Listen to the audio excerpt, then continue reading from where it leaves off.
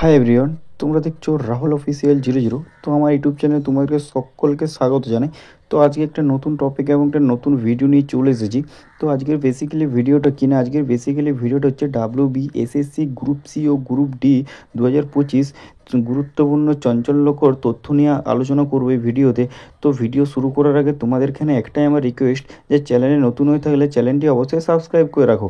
তো যে টপিক নিয়ে আজকে আলোচনা করব, সেই টপিকগুলো কী না, সেই টপিকগুলো হচ্ছে গ্রুপ সি ও গ্রুপ ডির বিজ্ঞপ্তি কবে বের হতে চলেছে, এটা হচ্ছে তোমাদের সবথেকে বড় প্রশ্ন।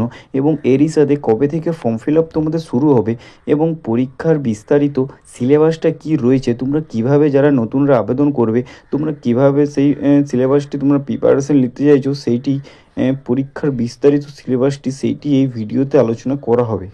তো এবং তোমাদের কোন টপিক থেকে কতগুলি প্রশ্ন আসবে এবং কোন টপিকগুলি সবথেকে বেশি ইম্পর্ট্যান্ট, এবং যে টপিকগুলো আমি বলবো সেই টপিকগুলো তোমরা যদি পড়ো তাহলে অনেকটা প্রশ্নপত্র তোমরা কাভার করতে পারবে এবং ভালো রকম একটা স্কোর করে রাখতে পারবে। তো পরীক্ষা কবে হতে চলেছে এবং এই বছর মোট শূন্যপদ তোমাদের কত রয়েছে এবং এরই সাথে বয়স সীমা এবং শিক্ষাগত যোগ্যতা কী লাগবে, সেই জন্য বলছি এই ভিডিওটা সাসপেন্স রেখে ভিডিওটা ফুল ওয়াচ করো, কারণ এই একটা ভিডিওতে অনেকগুলি তথ্য আমি তুলে ধরবো এবং ভিডিওটা অ্যাবজর্ব করো। দেখো, যদি কোনো কিছু তোমাদের প্রবলেম হয় সেটা আমাকে তোমরা কমেন্টে জানাতে পারো। তাহলে বেশি কথা না বলে ভিডিওটা শুরু করা যাক, চলো। এরপর আমরা আলোচনা করব তোমাদের বিগত বছর WBSSC গ্রুপ সি এ বিগত বছর প্রশ্ন তোমাদের কোথা থেকে কত নম্বরের এসেছে সেইটাই আলোচনা করব। তাহলে তোমরা একটা বুঝতে পারবে যে তোমাদের কীরকম বা কোথা থেকে প্রশ্ন আসতে পারে। তো ফার্স্টে হচ্ছে জেনারেল নলেজ ও কারেন্ট অ্যাফেয়ার্স থেকে যে 30টি প্রশ্ন এসেছিলো সেটি কোন কোন চ্যাপ্টার থেকে এসেছে। ফার্স্টে তোমাদের যে জেনারেল নলেজ সেটি থেকে তোমাদের 8 নাম্বার এসেছে, ইতিহাস থেকে তোমাদের 2 নাম্বার, ভূগোল থেকে তোমাদের 5 নাম্বার, বিজ্ঞান থেকে তোমাদের রয়েছে 7 নাম্বার এবং কম্পিউটার থেকে রয়েছে তোমাদের 1 নাম্বার এবং কারেন্ট অ্যাফেয়ার্স থেকে রয়েছে তোমাদের 7 নাম্বার। এরপর আলোচনা করছি যে গণিত ম্যাথামেটিক্স, সেটিতে যে 15টি প্রশ্ন এসেছে সেটি কোন কোন টপিক থেকে এসেছে। যেমন হচ্ছে তোমাদের দেখতে পাচ্ছ, একে আছে লাভক্ষতি, লসাগু গোসাগু থেকে 3 নাম্বার, অনুপাত সমানুপাত থেকে 3 নাম্বার। টোটাল এই 3টা চ্যাপ্টারেই তোমাদের 3 নাম্বার করে এসেছে। তাহলে তোমরা ভালোভাবে বুঝতে পারছো এই 3টা চ্যাপ্টারতে তোমাদের ভালোভাবে পড়তে হবে এবং প্রিপারেশন নিতে হবে। দুটো শতকরা থেকে তোমাদের 2 নাম্বার এসেছে এবং সরলীকরণ থেকে তোমাদের 1 নাম্বার, পার্টনারশিপ থেকে তোমাদের রয়েছে 1 নাম্বার এবং ভগ্নাংশ থেকে রয়েছে তোমাদের 1 নাম্বার এবং ট্রেন থেকে রয়েছে 1 নাম্বার। তাহলে তোমরা অঙ্কতে বুঝতে পারছো যেখান থেকে তোমাদের বেশি প্রশ্ন আসছে সেই চ্যাপ্টারগুলিকে ভালোভাবে তোমরা প্রিপারেশন করো, তাহলে তোমরা একটা ভালো রকম স্কোর করতে পারবে। এরপর আমরা আলোচনা করব যে তোমাদের ইংরেজিতে 15টি প্রশ্ন এসেছিলো, সেটি তোমাদের কোন কোন চ্যাপ্টার থেকে বেশি এসছে এবং কোন কোন চ্যাপ্টারগুলো তোমরা ভালোভাবে করবে।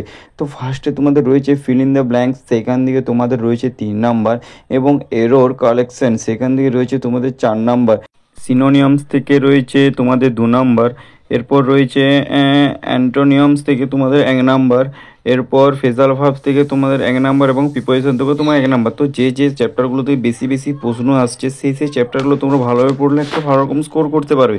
তো এটা আগের বছর, তো সেরকমই তোমরা ক্যালকুলেশন করে ভেবে নিতে পারো যে এবছর কোন কোন চ্যাপ্টারগুলো আসতে পারে। তো এরপর হচ্ছে তোমাদের WBSSC গ্রুপ ডি, ঠিক আছে। গ্রুপ ডি এ বিগত বছরের প্রশ্নপত্র তোমাদের যে রয়েছে সেইগুলো আলোচনা করছি। যেমন হচ্ছে তোমাদের জেনারেল নলেজ ও কারেন্ট অ্যাফেয়ার্স 30টি প্রশ্ন যে এসেছিলো সেটা তোমাদের কোন কোন চ্যাপ্টার থেকে এসেছে। ফার্স্ট হচ্ছে জেনারেল নলেজ থেকে তোমাদের 7 নাম্বার, ইতিহাস থেকে 2 নাম্বার, ভূগোল থেকে 8 নাম্বার, বিজ্ঞান থেকে 8 নাম্বার, সংবিধান থেকে 2 নাম্বার, কারেন্ট অ্যাফেয়ার্স থেকে 3 নাম্বার। তাহলে তোমরা ভাবতেই পারছো যে ভূগোল এবং বিজ্ঞান থেকে তোমাদের 8 16 নাম্বার এসেছে এবং জেনারেল নলেজ থেকে 7 নাম্বার। তো এই ভূগোল, বিজ্ঞান, জেনারেল নলেজ এগুলো তোমরা ভালোভাবে করবে, এই চ্যাপ্টারগুলোর উপর ভালোভাবে তোমরা জোর দেবে। এবং যে গণিতের উপর ভিত্তি করে 15টি প্রশ্ন এসেছে, এটি তোমাদের কোন কোন চ্যাপ্টার থেকে এসেছে সেইটি আলোচনা করছি। যেমন হচ্ছে তোমাদের অঙ্ক সংখ্যা বিভাজ্যতা, তো এটা তোমাদের 4 নাম্বার এসছে এবং বর্গ এবং বর্গমূল থেকে তোমাদের 2 নাম্বার এসছে, লসাগু গোসাগু থেকে 1 নাম্বার, ট্রেন থেকে 1 নাম্বার, সরল সুদ থেকে 1 নাম্বার, সরলীকরণ থেকে 1 নাম্বার, পরিমিতি থেকে 1 নাম্বার, গড় থেকে 1, শতকরা থেকে 1, ভগ্নাংশ থেকে 1 এবং অনুপাত থেকে 1। তাহলে তোমরা ভাবতে পারছো যে অঙ্ক এবং সংখ্যা বিভাজ্যতা থেকে তোমাদের রয়েছে 4 নাম্বার, বর্গমূল থেকে রয়েছে 2 নাম্বার। তো এই কোশ্চেনগুলো থেকে 4 2 থেকে তোমাদের আসছে। তো ভাবতে পারছো এই চ্যাপ্টারগুলো তোমরা ভালোভাবে পড়লে একটা ভালো রকম স্কোর তোমাদের করা যেতে পারে। এটা তোমাদের বিগত বছরের প্রশ্নপত্র যে চ্যাপ্টারগুলোতে বেশি এসছে সেই চ্যাপ্টারগুলো আমি তুলে ধরেছি।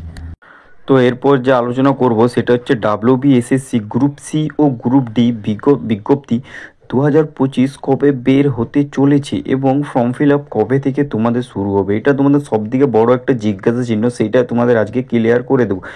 গত 3 এপ্রিল সুপ্রিম কোর্টের নির্দেশ নবম দশম একাদশ দ্বাদশ গ্রুপ সি ও গ্রুপ ডি মিলে মোট 25,752 জনের চাকরি বাতিল হয়। নবম থেকে দ্বাদশ শ্রেণীর SLST পরীক্ষার বিজ্ঞপ্তি বের করলেও এখনও গ্রুপ সি ও গ্রুপ ডি পদের বিজ্ঞপ্তি বের হয়নি। স্কুল শিক্ষা দপ্তর সূত্রে খবর এই যে বিজ্ঞপ্তি খুব শীঘ্রই বের হতে চলেছে। মোটামুটি এই সপ্তাহে বিজ্ঞপ্তি বের হলে ফর্ম ফিল আপ জুলাই মাসের 2 সপ্তাহ থেকে শুরু, দোসরা সপ্তাহ 2 সপ্তাহ থেকে শুরু হতে চলেছে।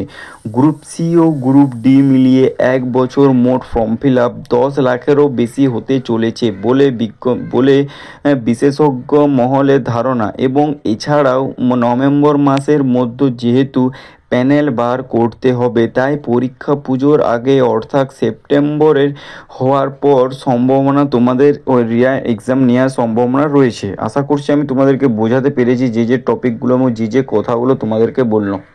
তো মোট তোমাদের যে শূন্যপদ ছিল সেটা তোমাদের টোটাল কটা ছিল না, টোটাল তোমাদের শূন্যপদ অর্থাৎ সিট ছিল 28,477টি গ্রুপ সি এবং গ্রুপ ডি মিলিয়ে। তো গ্রুপ সি গ্রুপ ডি কত পোস্ট ছিল না, গ্রুপ সি এ তোমাদের পোস্ট ছিল তো 2,989টি এবং গ্রুপ ডি এ তোমাদের পোস্ট ছিল 5,488 এবং বয়স সীমানা এখানে তোমাদের কি রয়েছিল না, বয়স সীমানা তোমাদের রয়েছিল 18 থেকে 40 বছর পর্যন্ত এবং গভর্নমেন্ট ছাড় রুল অনুযায়ী SC/ST তোমাদের 5 বছর ছাড় এবং ওবিসিদের রয়েছিল তোমাদের 3 বছর ছাড় এবং PWD 4 বছর ছাড় রয়েছিল।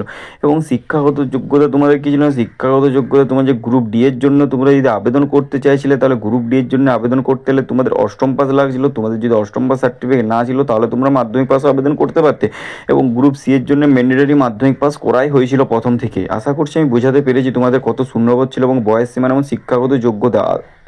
তো একটা রিকোয়েস্ট, সবাই চ্যানেলটি ফলো করবে এবং চ্যানেলটি সবাই সাবস্ক্রাইব করে রাখবে। তো এরপর আমি আলোচনা করব যে লিখিত পরীক্ষার সিলেবাস তোমাদের কি রয়েছিল। লিখিত পরীক্ষার সিলেবাস তোমাদের আমি পার্টে ভাগ করেছি গ্রুপ সি এবং গ্রুপ ডি মিলে। তো গ্রুপ সি এ তোমাদের যে সিলেবাসটা ছিল, গণিতে ছিল তোমাদের 15 নাম্বার, জেনারেল নলেজে ছিল তোমাদের 15 নাম্বার, কারেন্ট অ্যাফেয়ার্সে ছিল তোমাদের 15 নাম্বার, ইংরেজি ছিল তোমাদের 15 নাম্বার এবং গ্রুপ ডি এর ক্ষেত্রে গণিতে ছিল 15 নাম্বার, জেনারেল নলেজে ছিল 15 নাম্বার, কারেন্ট অ্যাফেয়ার্সে ছিল 15 নাম্বার। সময় থাকবে 1 ঘন্টা, কোনো নেগেটিভ মার্ক তোমাদের ছিল না, সময় তোমাদের টোটাল 1 ঘন্টায় করা হয়েছিল। তো এই ছিল আজকের ভিডিও। আশা করছি আমি তোমাদেরকে বোঝাতে পেরেছি ভিডিওটা দিয়ে।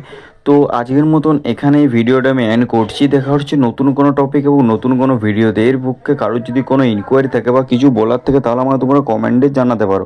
তো আজকের মতন এখানে টাটা, জয় হিন্দ, জয় ভারত, ভালো থেকো, সুস্থ থেকো।